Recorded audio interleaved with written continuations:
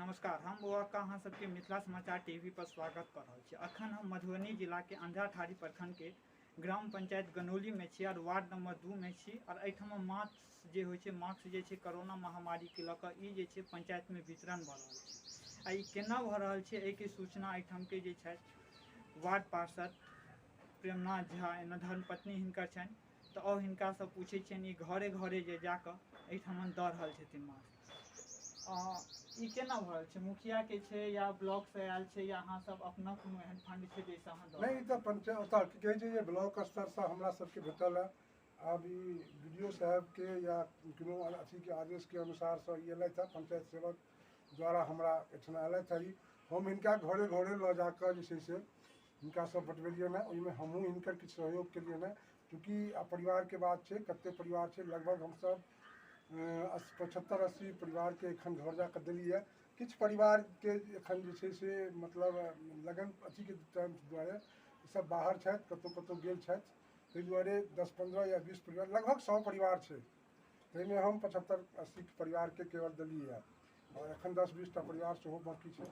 अच्छा, ये 80 टा परिवार के एखन दऽ चुकल छथि और ई जे छथि एठमन मने जे छै एहि वार्ड में घरे घरे जाइए रहल छथि। ई कहलथि है वार्ड में 100 जे छै घर छै आ 100 घर तक ई जेता। कोनो घर पर एहनो छै जे जेठाम घर पर ताला लागल छै, कियाकि लगन के समय छै। लगन में बहुत आदमी एहन छै जे अपना सबके गाँव में एहन होइ छै कि लोग अपना गाँव से दूर गाँव दोसर गाँव जाइ छै और ओ जे जाइ छथिन तऽ ओ अबै में हुनका टाइम लागै छै, तो भऽ सकै एहि समय पर अखन नहीं छथिन तो हुनका लेल जे छै ई वार्ड पार्षद जे छथि या जे प्रतिनिधि एकटा और आदमी आयल छै हुनका सन। अहाँ के नाम की छी?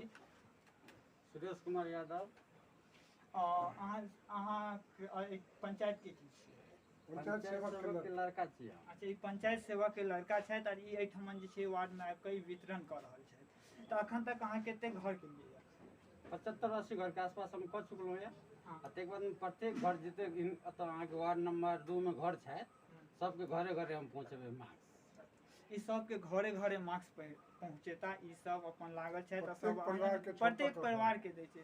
अहाँ जे प्रत्येक परिवार में जाइ छी त एकटा परिवार में केटा मास्क दै छी? 6टा दै छी। 6टा एकदम जे ऑर्डर छथि हमरो के एकटा मान परिवार जे गार्जियन छथि उनका आधार कार्ड पर 6टा मास्क दे के हमरो के ऑर्डर छथि, अते हमरो के दै छी।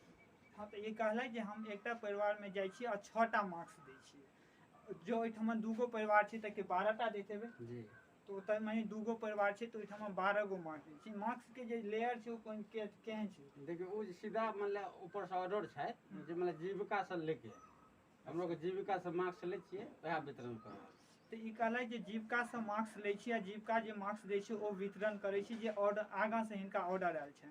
मगर जो अहाँ देखबै ई 2 लेयर के मास्क जे छै एठमा वितरण भ रहल छै। अहाँ सबसे एकटा आग्रह जे केओ हमर ई फेसबुक पेज पर देखैत हैब हुनका से आग्रह कि हमर फेसबुक पेज मिथिला समाचार टीवी के लाइक कर देबै। संगे जे केओ हमर यूट्यूब पर देखैत हैब हुनका से आग्रह कि हमर यूट्यूब चैनल मिथिला समाचार टीवी के सब्सक्राइब कर देबै, संगे घंटी के निशान के जरूर दबा देबै। तो इएह के संग हम बउआ का मिथिला समाचार टीवी।